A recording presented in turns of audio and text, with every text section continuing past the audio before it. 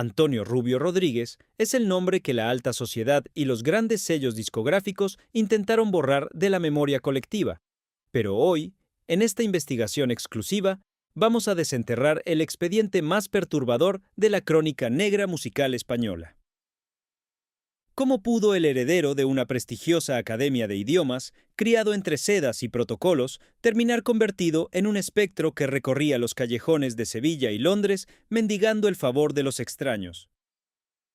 En los próximos minutos descubrirán el origen de su rebelión total, el momento exacto en que este buen salvaje traicionó el legado de su padre, un pilar del flamenco, para sumergirse en un abismo de hábitos destructivos y dependencias químicas que la prensa de la época ocultó bajo una alfombra de silencio. Revelaremos el pacto oscuro con una multinacional que pretendía arrebatarle su esencia y el motivo real por el que, justo cuando el éxito masivo llamaba a su puerta con un contrato de 6 cifras, Antonio decidió abandonarlo todo para hundirse en una melancolía severa tras la partida de su madre de este mundo. ¿Fue su ingreso en el fatídico club de los 27 años un accidente del destino o el resultado de una presión insoportable ejercida por directivos sin escrúpulos? ¿Qué secretos esconden las 40 canciones que guardaba bajo llave y por qué su familia afirma que su corazón se detuvo por pura pena? Quédense hasta el final, porque vamos a mostrarles las pruebas de una vida marcada por la traición de los falsos amigos y el refugio en medicinas peligrosas que terminaron por apagar su luz para siempre.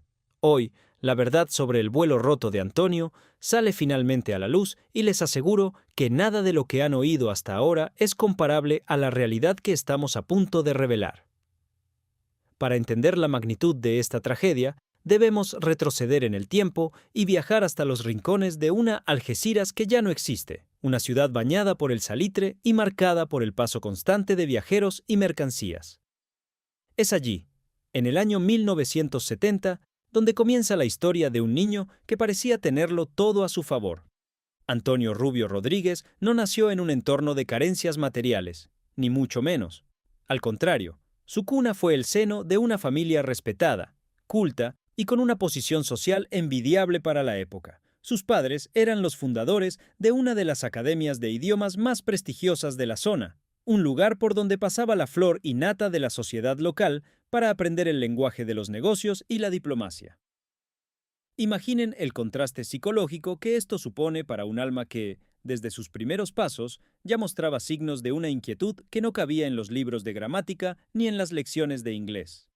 Mientras sus hermanos se adaptaban con relativa facilidad a las normas de etiqueta y al futuro brillante que se esperaba de ellos, Antonio empezaba a desarrollar un carácter indomable, una sensibilidad que lo hacía sentirse un extraño en su propia casa. No era rebeldía por el simple hecho de molestar, era algo mucho más profundo, una sensación de que el mundo que lo rodeaba, con sus alfombras limpias y sus conversaciones educadas, era una especie de jaula dorada. El análisis psicológico de sus primeros años nos revela a un pequeño que observaba el mundo con unos ojos cargados de una melancolía prematura. Sus padres, con toda la buena intención del mundo, intentaban moldearlo según el estándar de la burguesía de los años 70, pero el niño ya escuchaba una música diferente, una melodía que venía de las calles, del puerto y de los rincones menos iluminados de la ciudad. Era la lucha interna de un ser que nació con la raíz hundida en la tradición, pero con la mirada perdida en un horizonte de libertad absoluta que sus progenitores difícilmente podían comprender. Sin embargo, había un elemento en aquel hogar que funcionaba como un puente entre el orden impecable de la academia y el caos creativo que Antonio llevaba dentro: la figura de su padre y su pasión desmedida por el arte más puro de nuestra tierra.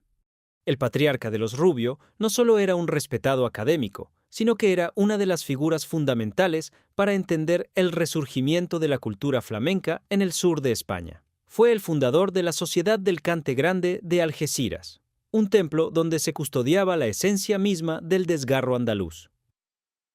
Imaginen esas noches de finales de los 70 y principios de los 80. El salón de la casa familiar se transformaba, al caer el sol, en un escenario improvisado donde el humo de los cigarrillos y el aroma de un buen vino se mezclaban con las voces más profundas del cante.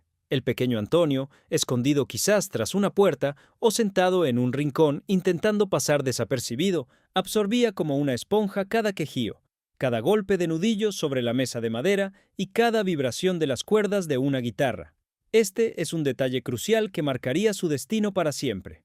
La sombra del patriarca era alargada y poderosa. Su padre buscaba la pureza, el respeto a los cánones y la solemnidad de una tradición milenaria.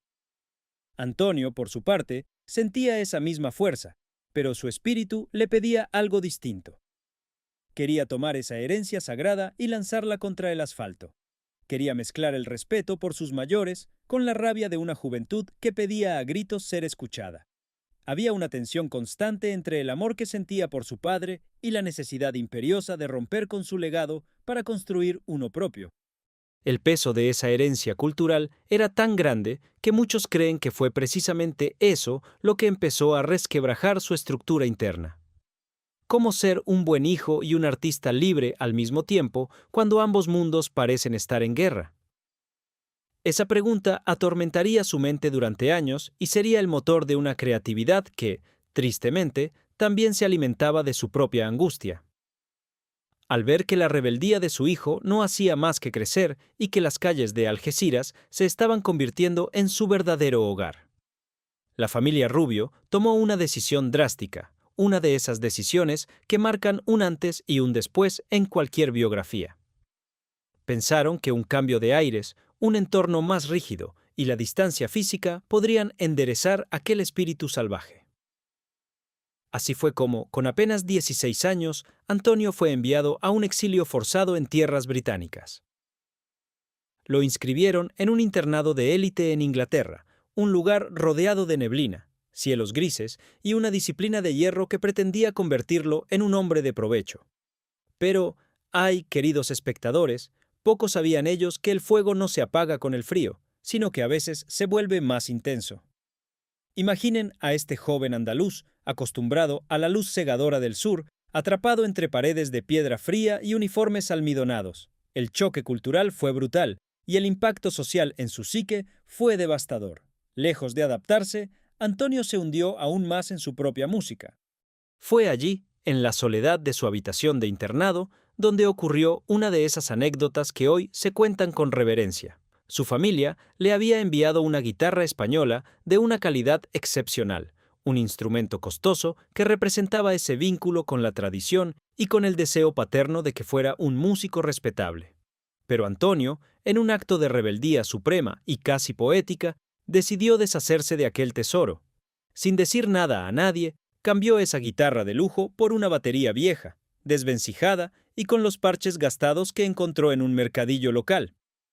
Fue su declaración de guerra definitiva. No quería melodías dulces ni armonías perfectas. Quería ruido, quería ritmo, quería golpear con fuerza algo que reflejara el estruendo que sentía en su pecho. Aquel cambio simbólico fue el anuncio de que el camino que sus padres habían trazado para él ya no existía. La fuga no fue solo física, sino espiritual. Al poco tiempo, incapaz de soportar la opresión de aquel sistema educativo británico, Antonio regresó prematuramente a España, abandonando sus estudios y cualquier pretensión de éxito académico. Volvió a Algeciras, pero ya no era el mismo niño que se había ido. Ahora era un hombre con una misión clara, aunque todavía no supiera muy bien cómo llevarla a cabo, y con una determinación que empezaba a asustar a quienes lo rodeaban. Su regreso fue visto por muchos como un fracaso humillante, pero para él fue el primer paso real hacia su propia identidad. Una identidad que, como descubriremos más adelante, tendría un precio demasiado alto. A su vuelta de aquel exilio, que solo sirvió para reafirmar su naturaleza indomable, Antonio se sumergió de lleno en los rincones más oscuros y vibrantes de la Algeciras de los años 80. Era una época de cambios profundos en España, una transición que se sentía en cada esquina y que traía consigo una explosión de creatividad, pero también una serie de peligros que acechaban a toda una generación. El joven Antonio ya no buscaba la aprobación de los salones ilustrados. Ahora su escenario eran los callejones, los bares de mala muerte y los locales de ensayo donde el sonido del rock empezaba a mezclarse con el pulso de la calle. Se unió a bandas con nombres que ya sugerían una ruptura total con su pasado burgués, como los secuaces o la destilería. En estos grupos, Antonio no ocupaba inicialmente el lugar central. Se sentaba al fondo, tras los tambores, aporreando su batería con una hazaña que parecía querer exorcizar todos sus demonios personales. Pero su carisma era tal que resultaba imposible que se quedara oculto entre el humo y las sombras. Había algo en su forma de moverse, en la intensidad de su mirada, que atraía la atención de todos los presentes. Poco a poco, casi por una necesidad biológica de expresarse, empezó a acercarse al micrófono. Descubrió que su voz tenía una textura única, un desgarro que recordaba al flamenco de su infancia, pero que escupía verdades urbanas y poéticas con una crudeza que nadie había escuchado antes. Era el nacimiento de un sonido nuevo, una mezcla de rabia y sensibilidad que dejaba paralizados a quienes tenían la suerte de escucharlo en directo. Pero este camino no fue fácil, ni mucho menos. Fue un camino espinoso, lleno de rechazos por parte de una industria que todavía no sabía cómo catalogarlo. Los críticos de la época no entendían a este chico de buena familia que se vestía con ropa usada y que cantaba sobre las miserias y las bellezas del asfalto. Tuvo que enfrentarse a la incomprensión de sus propios colegas, a menudo envidiosos de su talento natural, y a la falta de recursos que lo llevaba a pasar días enteros sin apenas comer, gastando sus últimas monedas en cuerdas para su instrumento o en una simple libreta donde volcar sus pensamientos más íntimos. Aquellos fueron los años en los que se forjó su leyenda subterránea, una leyenda que crecía boca a boca en los bares de Sevilla y Cádiz, mientras él seguía buscando esa oportunidad que parecía resistirse. ¿Quieren saber qué fue lo que finalmente hizo que su nombre llegara a oídos de los grandes productores y qué decisión oscura marcaría el inicio de su ascenso y al mismo tiempo de su calvario? La historia se vuelve mucho más intensa a partir de aquí. Pero antes de que la gloria llamara a su puerta, Antonio tuvo que descender a los infiernos del anonimato más absoluto, caminando por un sendero que muchos de sus conocidos de la alta sociedad algecireña consideraban una caída en desgracia. Estamos a mediados de los años 80 y principios de los 90, una década donde España despertaba de un largo letargo y se sumergía en una modernidad caótica, ruidosa y a veces muy peligrosa. En este escenario, nuestro protagonista decidió que su lugar no estaba en los despachos ni en las aulas impolutas, sino en el ritmo oscuro de los callejones. Imaginen por un momento la estética de aquella época: cazadoras de cuero desgastadas, botas militares que habían recorrido miles de kilómetros y ese aroma a tabaco barato y humedad que impregnaba los locales de ensayos subterráneos. Antonio se convirtió en un espectro de la noche, un habitante de esos sótanos donde el eco de la batería retumbaba contra las paredes de ladrillo visto. En grupos como los secuaces, él no buscaba ser el centro de atención, sino perderse en el latido rítmico de la percusión. Era una forma de meditación violenta. Los testigos de aquellos años cuentan que Antonio podía pasar horas golpeando los parches, con el sudor empapando su camiseta y la mirada perdida en un punto fijo, como si estuviera tratando de derribar un muro invisible con cada golpe de baqueta. Socialmente, este era un movimiento sísmico en su familia. ¿Cómo explicar a los amigos de la academia que el hijo brillante, el joven que hablaba idiomas y tenía un futuro asegurado, prefería pasar sus madrugadas en antros donde la luz del sol nunca llegaba? Pero para él, ese era el único lugar donde la verdad no estaba maquillada. En esos callejones, rodeado de otros jóvenes que, como él, buscaban desesperadamente una voz propia, Antonio empezó a entender que el arte no nace de la comodidad, sino de la fricción. Era una psicología de resistencia. Se estaba endureciendo, preparándose para una batalla que todavía no sabía que tendría que librar contra la industria y contra sus propios fantasmas. La búsqueda de esa autenticidad lo llevó a tomar una decisión que hoy calificaríamos de bohemia extrema, pero que en su momento fue un acto de supervivencia pura: convertirse en un nómada de las aceras. Antonio cargó su instrumento y su escaso equipaje y se lanzó a la aventura de ser un músico callejero. Primero en las gélidas y competitivas calles de Londres y más tarde en la luz cegadora, pero a veces indiferente de Sevilla. Imaginen la estampa. un joven de una sensibilidad exquisita, con las manos entumecidas por el frío de la City londinense, tocando para una multitud de desconocidos que pasaban de largo, apresurados por sus vidas de oficina. Allí, en la capital británica, Antonio aprendió lo que significa la invisibilidad social.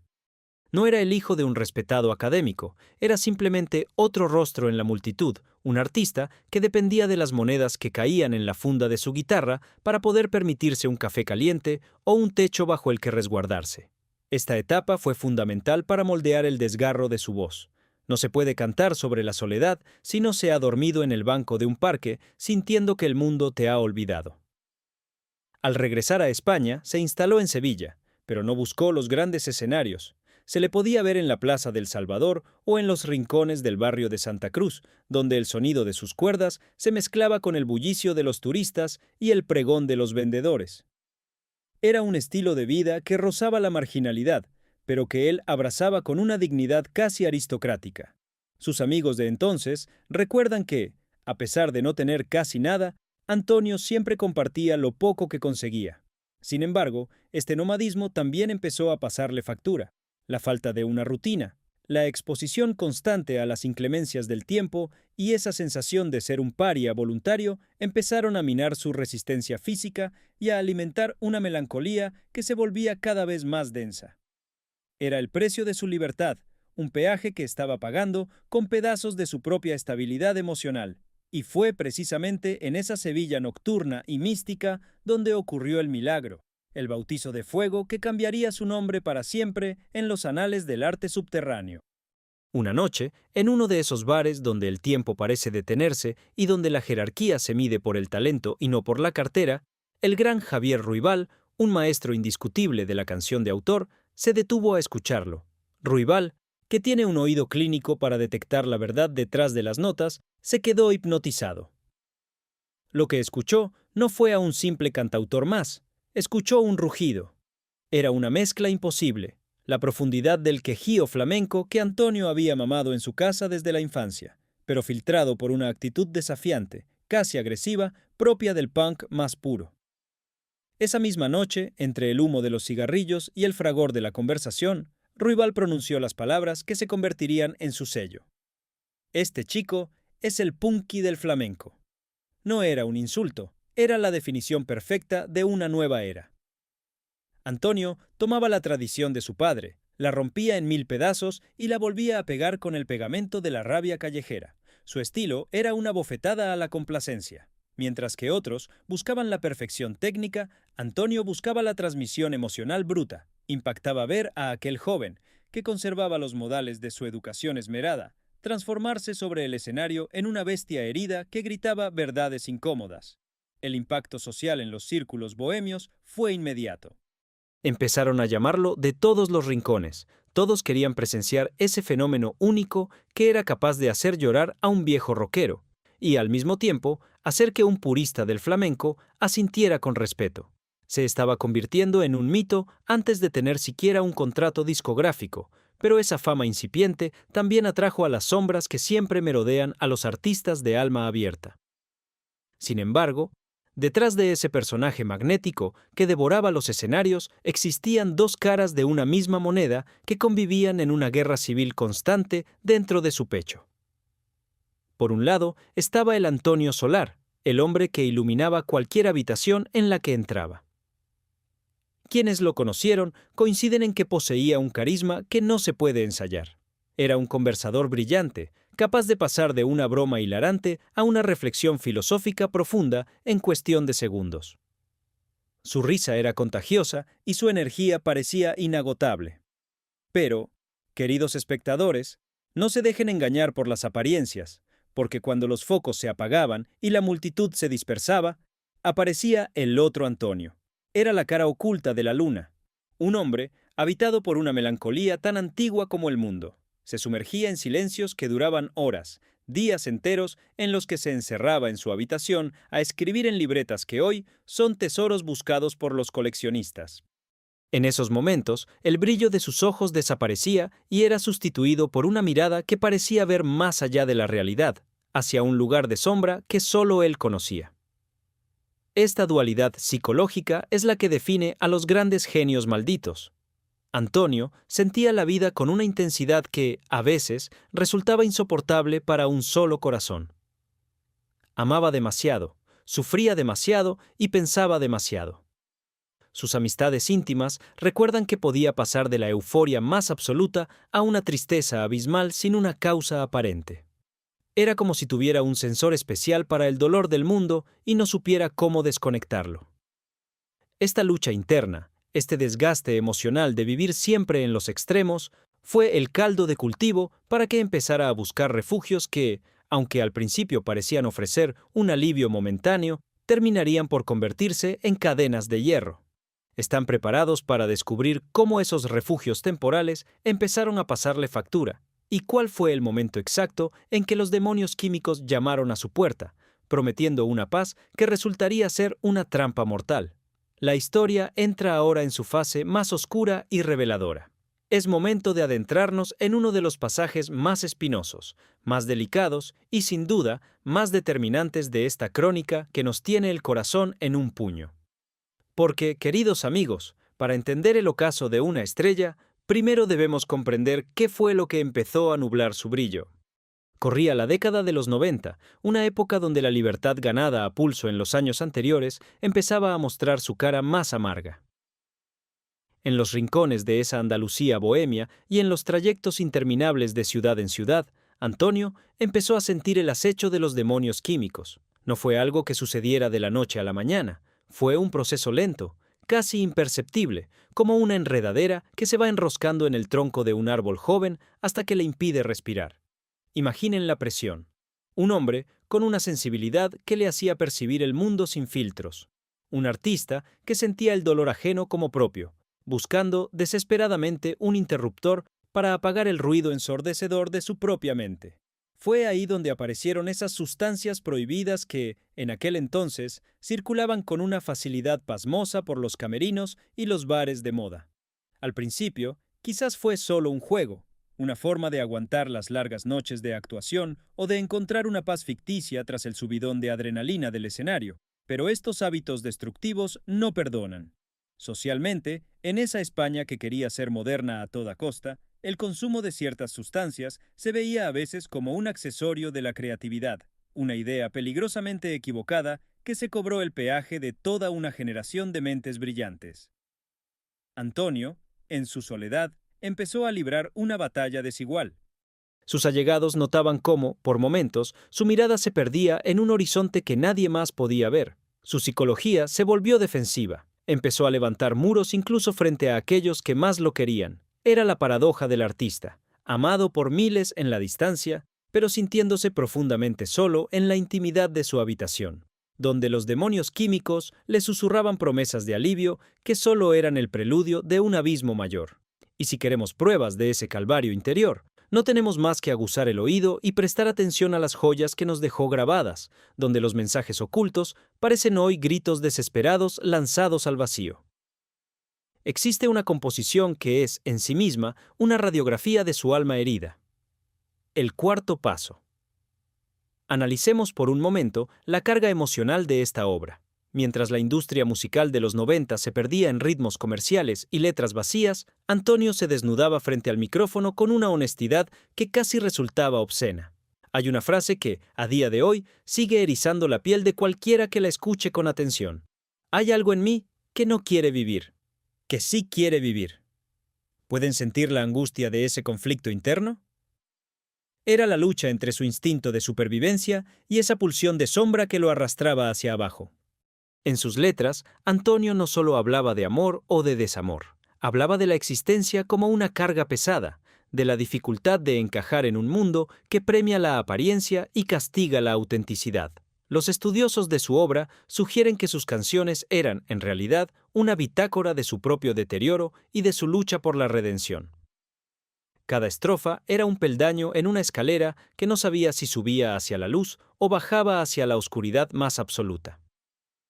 En aquel entonces, el público veía en él a un rebelde, a un poeta maldito, con el que era fácil identificarse desde la seguridad de la butaca. Pero pocos se detenían a pensar en el coste humano de escribir esas palabras. Para que nosotros pudiéramos disfrutar de esa poesía desgarradora, él tenía que estar sangrando por dentro. Era una forma de exhibicionismo emocional que lo dejaba completamente agotado tras cada sesión de grabación, vaciándolo de esa energía vital que tanto necesitaba para seguir adelante. Sus canciones no eran solo música, eran testimonios de una guerra silenciosa que se libraba en el campo de batalla de sus sentimientos más profundos. Pero justo cuando parecía que las sombras ganarían la partida, se produjo el golpe del destino que todos esperaban, ese giro cinematográfico que ocurre una vez en 1.000.000 de años. Imaginen un bar pequeño, con el suelo cubierto de serrín y el aire denso por el humo de 1000 conversaciones, situado en el corazón palpitante de Sevilla. Allí estaba Antonio, con su guitarra gastada y su voz de lija y seda, actuando para apenas un puñado de personas. Lo que él no sabía era que, sentado en una de las mesas del fondo, un hombre lo observaba con la atención de quien sabe que acaba de encontrar un tesoro oculto. Era un cazatalentos de Madrid, un enviado de la poderosa disquera Edel Music, que buscaba desesperadamente algo nuevo, algo real, algo que rompiera con la monotonía de las radiofórmulas. Al escuchar la primera nota que salió de la garganta de Antonio, aquel hombre supo que tenía ante sí a una leyenda en potencia. La propuesta fue mareante. Un contrato discográfico de verdad, la posibilidad de grabar con los mejores medios técnicos y la promesa de una promoción que llevaría su voz a todos los rincones del país. Para Antonio, aquel momento fue una mezcla de euforia y terror. Por un lado, era el reconocimiento que tanto había buscado, la validación de su talento por parte de la gran industria. Por otro, significaba salir de su zona de confort, abandonar el anonimato protector de las calles y enfrentarse a la maquinaria devoradora del éxito masivo. La decisión fue un dilema moral que lo mantuvo despierto durante muchas noches. ¿Podría mantener su esencia intacta bajo los focos de la fama? ¿Sería capaz de vender su arte sin vender su alma? Finalmente, empujado por la necesidad y por el deseo de que su mensaje llegara más lejos, Antonio estampó su firma en aquel documento que prometía cambiar su destino para siempre. Fue el inicio de su ascenso meteórico, pero también el comienzo de una presión que, como veremos, terminaría por ser insoportable. La llegada de Antonio a la capital del reino, al Madrid de las grandes oficinas y los estudios de grabación de última generación, supuso un choque frontal con la industria que dejó cicatrices en ambas partes. Imaginen el escenario. Por un lado, los ejecutivos de la disquera, hombres impecablemente trajeados, preocupados por las cifras de ventas, el marketing y la imagen pública. Por el otro, Antonio, con sus botas llenas de polvo del camino, su pelo revuelto y su negativa absoluta a pasar por el aro de lo comercial. El impacto social de su presencia en los círculos de la industria fue inmediato. Los productores querían pulir su sonido, querían quitarle ese desgarro que consideraban demasiado agresivo para el gran público, querían que fuera un producto fácil de digerir. Pero Antonio se mantuvo firme como una roca. Hubo discusiones que se oían desde los pasillos, enfrentamientos épicos donde él defendía cada nota y cada palabra con uñas y dientes. «No voy a cantar mentiras», solía decir, dejando claro que su integridad artística no tenía precio. La moda de la época dictaba una estética cuidada, casi prefabricada, pero él se presentaba a las entrevistas de radio y televisión tal como era, sin filtros, convirtiéndose en una figura incómoda para los presentadores que buscaban anécdotas ligeras. Este choque psicológico lo fue desgastando. Se sentía como un animal exótico en un zoo, observado por personas que admiraban su talento, pero que no entendían su dolor. La soledad en la gran ciudad empezó a hacer mella en él. Lejos de su familia, de sus amigos de Algeciras y del mar que tanto amaba, Antonio empezó a buscar refugio nuevamente en esos hábitos destructivos que ya conocía. La industria le ofrecía el cielo, pero él sentía que el suelo bajo sus pies se volvía cada vez más inestable. Estaba en la cima, pero nunca se había sentido tan cerca del abismo. Están listos para descubrir el momento exacto en que la grabación de su gran obra maestra se convirtió en una carrera contra el tiempo y qué evento personal tan devastador como inesperado, lo obligó a abandonar todo justo cuando el éxito estaba a un paso de distancia. La trama se complica de una manera que ni el mejor novelista podría haber imaginado. Entramos ahora, queridos espectadores, en el santuario, donde la magia y la tragedia se dieron la mano por última vez. Imaginen un estudio de grabación en el Madrid de finales de los años 90. No era un lugar cualquiera, era un laboratorio de alta tecnología, un espacio donde el aire acondicionado soplaba frío y constante, y donde el olor a café cargado y a cables recalentados envolvía cada rincón. Allí, en medio de consolas de mezclas que parecían sacadas de una nave espacial y micrófonos de un valor incalculable, se encontraba Antonio. Era una imagen poderosa y casi contradictoria. El punky del flamenco, el hombre que había forjado su alma en las aceras y los bares de mala muerte, estaba ahora frente a la oportunidad de su vida. El proyecto se titulaba simplemente Antonio, y bajo el ala de la disquera Edel Music se estaba gestando lo que muchos críticos internos ya calificaban como el disco que iba a cambiar el rumbo del rock español. Pero la atmósfera en esas sesiones no era de celebración, sino de una intensidad casi eléctrica, una tensión que se podía cortar con un cuchillo. Antonio no era un artista fácil de domar. Se negaba a repetir tomas solo por buscar la perfección técnica. Él buscaba la verdad emocional. Si una estrofa no le dolía al cantarla, pedía apagar las luces y empezar de nuevo. En ese estudio colaboró con figuras de la talla de José L. Santiago, el líder de Los Enemigos, un hombre que entendía perfectamente el lenguaje de la calle y el peso de la autenticidad. Los músicos de sesión, acostumbrados a trabajar con estrellas de plástico, miraban a Antonio con una mezcla de asombro y reverencia. Veían a un hombre que se dejaba la garganta en cada frase, que cerraba los ojos y parecía transportarse a otro mundo mientras las cintas de bobina abierta giraban sin descanso. Era la grabación de un sueño largamente acariciado, un proceso en el que Antonio volcó hasta el último gramo de su energía vital. Sin embargo, en medio de esa vorágine creativa, la psicología de nuestro protagonista empezaba a dar señales de un agotamiento profundo. Se sentía como un intruso en ese mundo de lujo y precisión. A menudo se le veía salir a la puerta del estudio para fumar en silencio, mirando al cielo gris de Madrid con una nostalgia que nadie lograba descifrar. Estaba tocando la gloria con la punta de los dedos, pero el precio que estaba pagando era el de su propia paz interior, una paz que se volvía cada vez más esquiva a medida que las canciones tomaban forma y el peso del futuro éxito caía sobre sus hombros. Pero justo cuando la obra maestra estaba casi terminada, cuando solo faltaban los últimos retoques de masterización para que el mundo entero pudiera escuchar ese rugido de libertad, ocurrió algo que ningún contrato discográfico podía prever. Un ancla invisible, pero de un peso insoportable, se enganchó al alma de Antonio y lo arrastró de vuelta a sus raíces de la manera más dolorosa imaginable. Un día, una llamada telefónica rompió el silencio de su apartamento en la capital.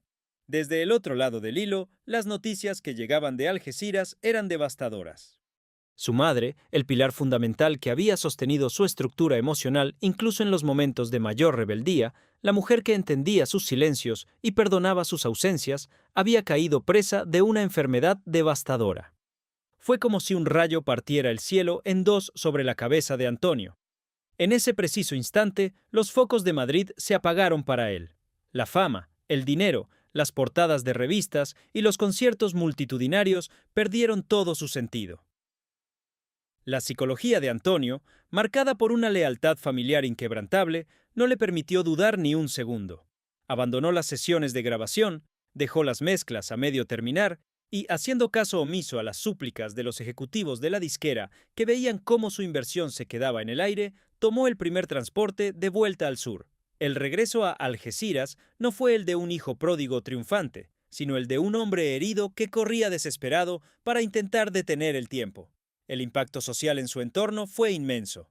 Nadie podía creer que alguien renunciara a todo en el momento cumbre de su carrera, pero para Antonio, la vida no se medía en discos vendidos, sino en los latidos del corazón de los suyos. Se encerró en el hogar familiar, cambiando el brillo de los estudios por la luz tenue de las habitaciones de hospital y el aroma a desinfectante. Fue un periodo de una tristeza asfixiante, donde el artista desapareció para dejar paso únicamente al hijo devoto, mientras el mundo exterior seguía girando, ajeno al drama humano que se libraba tras las persianas bajadas de la casa de los Rubio. Y entonces, queridos espectadores, llegó el momento que nadie quiere que llegue nunca, el instante en que el hilo de la vida se tensa tanto que termina por quebrarse. Tras semanas de una lucha angustiosa y silenciosa, la madre de Antonio, su luz y su guía, partió de este mundo para siempre. El golpe no solo fue una pérdida familiar, fue la demolición total de la última red de seguridad que mantenía a Antonio atado a la realidad. Los que estuvieron cerca de él en esos días oscuros describen a un hombre que parecía haber perdido el alma. El día de la despedida final, bajo el cielo de una Algeciras que lloraba con él, Antonio permaneció inmóvil, como una estatua de sal. Sus hermanas, años más tarde, confesarían en entrevistas cargadas de emoción que en ese preciso momento supieron que algo se había roto de forma irreversible dentro de su hermano. Nuestro hermano se fue por pura pena, decían con la voz entrecortada. El análisis psicológico de este duelo nos muestra a un ser que no tenía las herramientas emocionales para gestionar una pérdida de tal magnitud en un momento de tanta vulnerabilidad. La industria musical seguía llamando a su puerta, presionando para que volviera a Madrid, para que terminara el disco, para que aprovechara el tirón publicitario de su tragedia personal. Pero Antonio ya no escuchaba. El mundo se había vuelto un lugar demasiado ruidoso y vacío. El dolor se instaló en su pecho como un huésped indeseado que se negaba a marchar. Aquella despedida no fue solo para su madre, fue el inicio de su propia despedida del mundo de los vivos. Su mente se sumergió en una niebla espesa donde la música ya no servía de consuelo, sino de recordatorio de todo lo que había sacrificado y de todo lo que había perdido. Fue el naufragio de un espíritu sensible que, al perder su puerto seguro, se dejó arrastrar por las corrientes más frías y profundas de la depresión. Incapaz de soportar el peso de un cielo que se le caía encima y con el corazón convertido en un campo de batalla en ruinas, Antonio buscó desesperadamente una salida, un refugio donde el ruido del dolor no fuera tan ensordecedor, y fue en esa búsqueda desesperada donde se produjo su hundimiento definitivo en el abismo de las medicinas peligrosas y los barbitúricos. No busquen aquí la imagen del artista que consume por placer. Lo que Antonio buscaba era la anestesia total. Quería dormir para no sentir. Quería silenciar esa voz interior que le recordaba constantemente la ausencia de su madre y el fracaso de sus ilusiones. Empezó a depender de sustancias prohibidas y de combinaciones químicas que prometían un descanso que nunca llegaba. Su rutina se volvió caótica y oscura. Los días y las noches se mezclaban en una espiral de hábitos destructivos que devoraban su salud física y mental a una velocidad alarmante. Sus amigos más íntimos, aquellos que habían compartido con él los sueños de gloria en los bares de Sevilla, intentaron intervenir, pero se encontraron con un muro de indiferencia y desesperanza. Antonio ya no estaba allí, solo quedaba su cuerpo, un envase vacío que se movía por inercia. La psicología de la autodestrucción es compleja, pero en su caso era evidente que había tomado la decisión inconsciente de dejarse ir. Socialmente, su figura empezó a desvanecerse. Los rumores en Algeciras crecían. Se decía que el genio estaba acabado, que se había perdido en sus propios demonios químicos, que ya nunca volvería a empuñar una guitarra. La moda de la época, que a menudo glorificaba al artista atormentado, no servía para ayudarlo. Al contrario, lo aislaba en su propio mito. Se convirtió en un fantasma que vagaba por las calles que lo vieron crecer, con la mirada perdida y el alma envuelta en una bruma de barbitúricos que lo alejaban cada vez más de la orilla de la vida. Estaba entrando en la fase más crítica de su existencia, un periodo de sombras donde el desenlace fatal empezaba a dibujarse como una posibilidad aterradora que nadie se atrevía a pronunciar en voz alta. ¿Están preparados para conocer los detalles de aquel verano de 1997 que se congeló para siempre en la memoria de Algeciras y cómo Antonio terminó ingresando de manera involuntaria en el club más exclusivo y trágico de la historia de la música? El final de este vuelo está cerca, y les aseguro que la emoción será insoportable. Imaginen, queridos amigos, la atmósfera densa y asfixiante de aquel agosto de 1997 en la ciudad de Algeciras. El sur de España, bajo un sol de justicia que parecía querer derretir hasta el asfalto de las avenidas, se preparaba para sus fiestas, para el bullicio de las vacaciones y la alegría estival. Pero para Antonio, aquel verano no traía luz, sino una penumbra gélida que se instalaba en lo más profundo de su ser. Paseaba por la ciudad como un espectro, un alma en pena que ya no encontraba consuelo ni en el aroma del salitre, ni en el rumor de las olas del estrecho que tanto lo habían inspirado en el pasado. La moda de aquel entonces, marcada por las camisas de lino claras y las gafas de sol de espejo, servía a muchos para lucir su éxito, pero en él esas mismas prendas parecían un disfraz que apenas ocultaba su fragilidad. Se le veía vagar por los barrios de su infancia, con la mirada perdida tras unos cristales oscuros que escondían unas pupilas nubladas por la tristeza y por el uso constante de esas medicinas peligrosas que ya eran sus únicas compañeras. El impacto social en su localidad era palpable. Los vecinos, que lo habían visto crecer y que esperaban con orgullo el lanzamiento de su disco desde Madrid, ahora bajaban la voz al verlo pasar. «Ahí va el hijo de los Rubio», susurraban entre dientes con una mezcla de lástima y temor. Antonio ya no saludaba con la efusividad de antes. Sus respuestas eran monosílabos y su caminar era errático, pesado, como si llevara el peso de todo el mundo sobre sus hombros. Psicológicamente, se encontraba en una fase de desprendimiento total. Había cortado los lazos con la realidad, sumergido en una introspección dolorosa donde el recuerdo de su madre y la presión de una carrera que ya no sentía como suya lo estaban asfixiando. Era la crónica de una fatalidad anunciada, un verano que, lejos de ser una estación de vida, se convirtió en el escenario congelado de una despedida que nadie quería nombrar, pero que todos presentían en el aire cargado de humedad y silencio. Y entonces, en el corazón de aquel agosto fatídico, ocurrió lo impensable, aquello que dejaría una herida abierta en la cultura de nuestro país para siempre. Antonio, con tan solo 27 años de edad, tomó su billete para un viaje sin retorno, dejando este mundo de una manera tan abrupta que el tiempo pareció detenerse en cada rincón de Algeciras.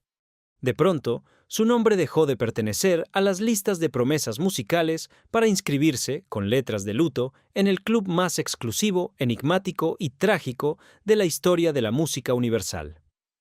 Sí, ese umbral de los 27 años donde las luces más brillantes se apagan de forma prematura, uniendo su destino al de leyendas como Jimi Hendrix, Janis Joplin o Jim Morrison. La noticia corrió como la pólvora por los callejones sevillanos y los despachos madrileños. El punky del flamenco ya no volvería a subir a un escenario.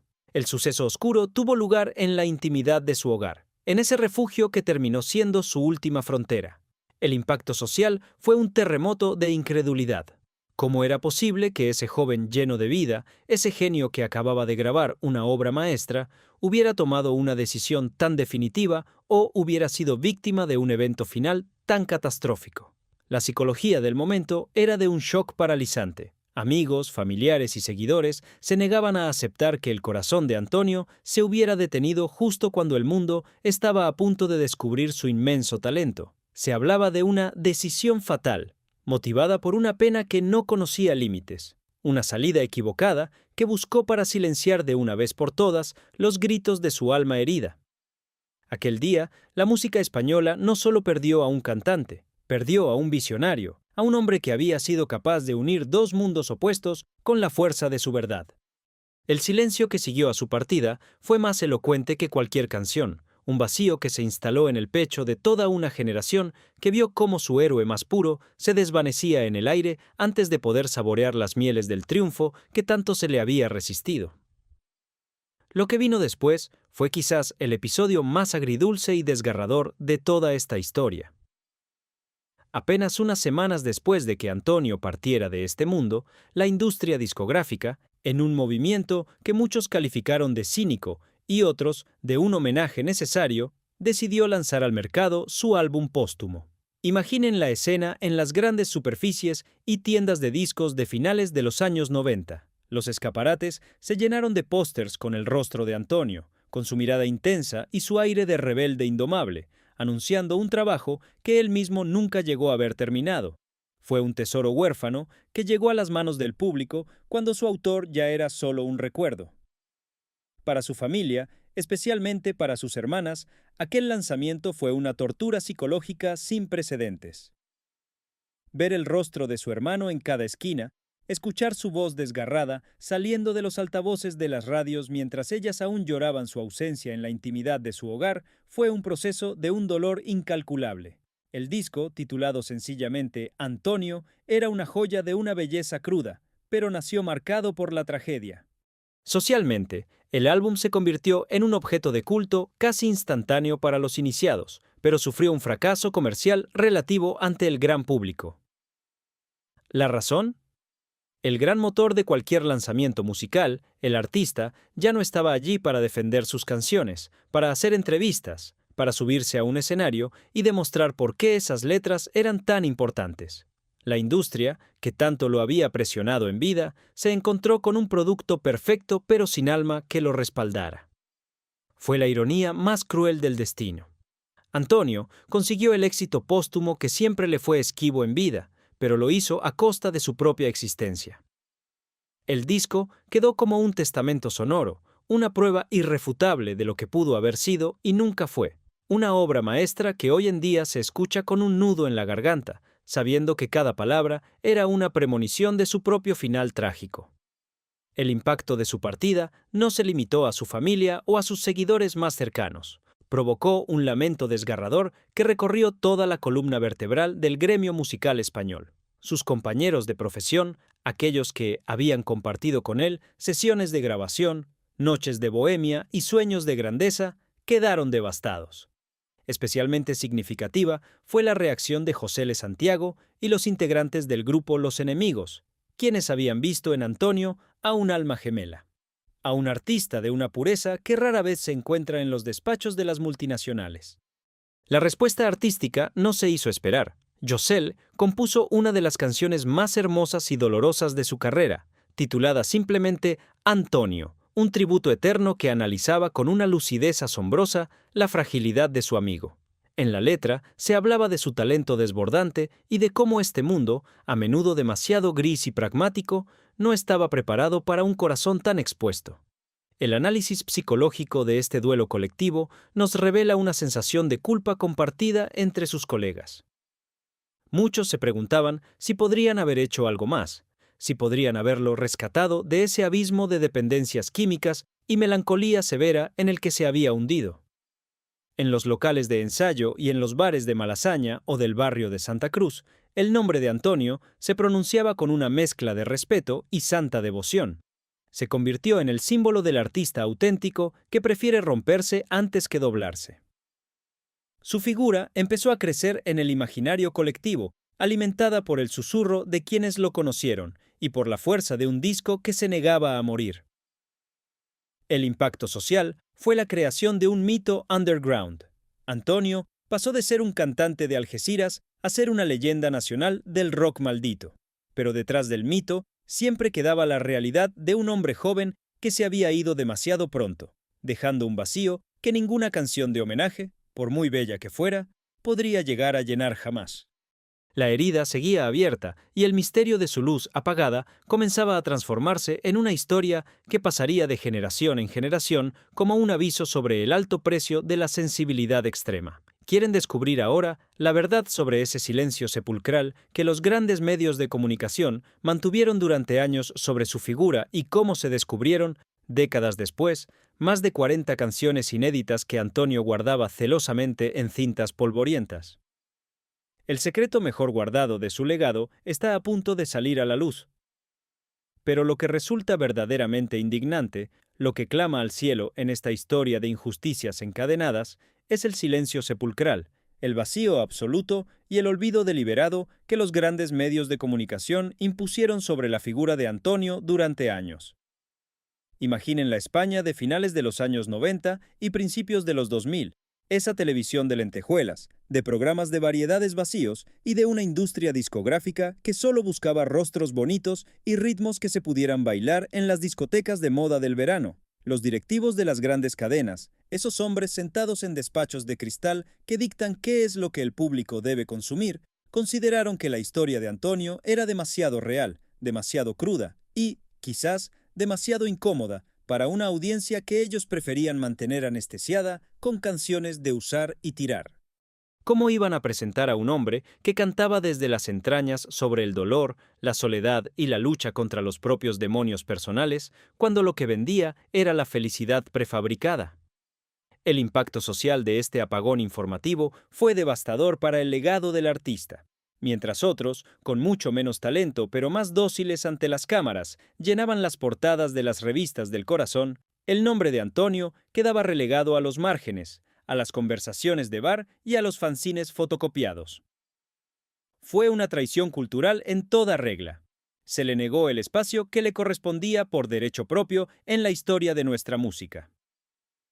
La psicología detrás de este rechazo mediático es clara. El sistema no sabe qué hacer con los genios que no se dejan domesticar.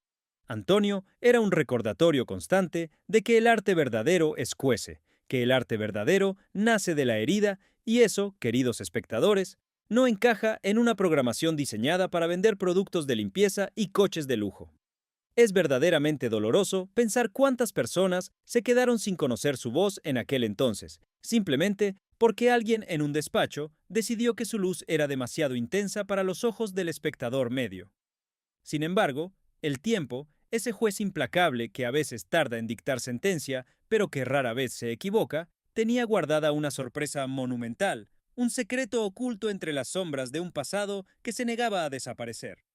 Durante décadas, mientras el mito de Antonio crecía en el anonimato, en el fondo de cajones polvorientos y en estanterías olvidadas de viejas viviendas en Algeciras, dormía un tesoro que nadie sospechaba. Estamos hablando de la revelación asombrosa de más de 40 canciones inéditas, grabadas en cintas de cassette con una calidad rudimentaria, pero con una carga emocional que corta la respiración. Imaginen el momento en que estas cintas fueron redescubiertas. Su gran amigo de juventud, el artista y pintor conocido como Leto, junto con otros allegados, se encargó de custodiar estos restos de un naufragio creativo. Eran grabaciones caseras donde se escucha el chasquido del botón de grabación, el roce de las cuerdas de la guitarra y de fondo, a veces, el ruido del tráfico o la lluvia golpeando el cristal. Pero por encima de todo, lo que surge de esas cintas es la voz de un Antonio sin filtros, sin productores que intentaran pulir su desgarro, sin las presiones de una industria que lo asfixiaba.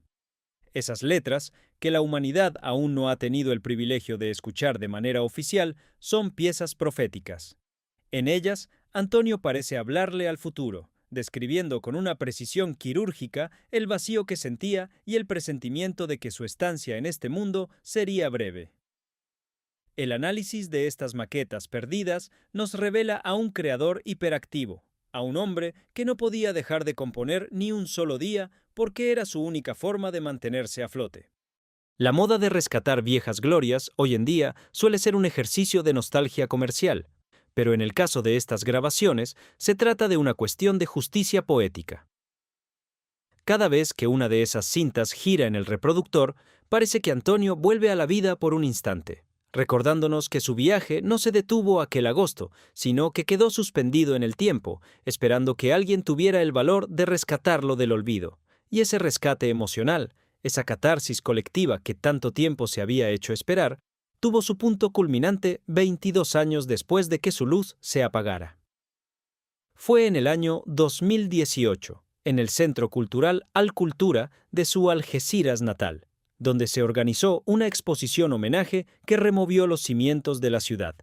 Imaginen el impacto emocional de ese evento. Su hermana Esther, convertida en la guardiana de la memoria de la familia, fue la encargada de abrir el archivo personal de Antonio para el mundo. Los visitantes, muchos de ellos personas que ya peinaban canas y que habían compartido con él los días de colegio o las noches de música, se encontraban de frente con los objetos que habían formado parte de su vida cotidiana. Allí estaba su famosa chaqueta de cuero, colgada como una reliquia, conservando todavía la forma de sus hombros. Sus libretas de notas, llenas de tachones, dibujos nerviosos y versos que nunca llegaron a grabarse.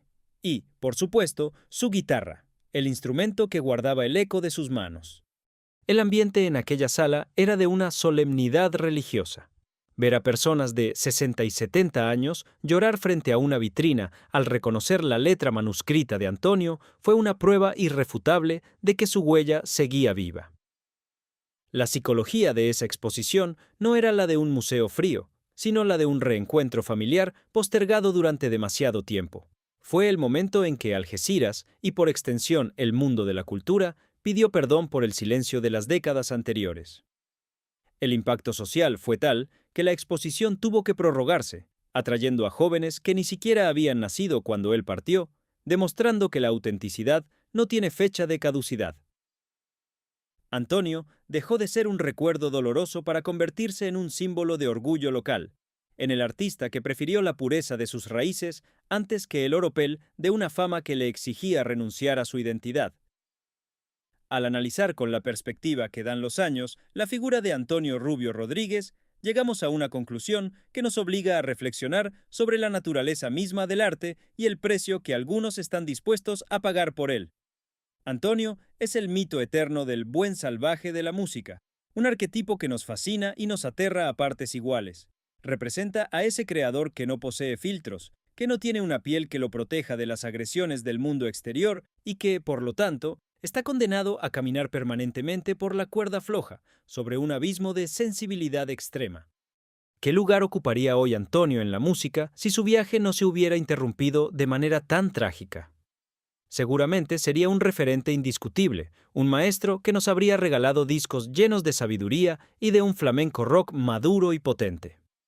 Pero la realidad es que el destino, con su ironía habitual, prefirió convertirlo en una leyenda de vuelo roto. El análisis psicológico del artista maldito nos dice que la audiencia siente una atracción casi voyerista por estas figuras que se consumen rápido. Nos gusta ver el fuego, pero no queremos quemarnos. Antonio se quemó por todos nosotros. Su figura nos recuerda que la belleza a menudo nace del dolor y que la integridad es un camino solitario y lleno de trampas.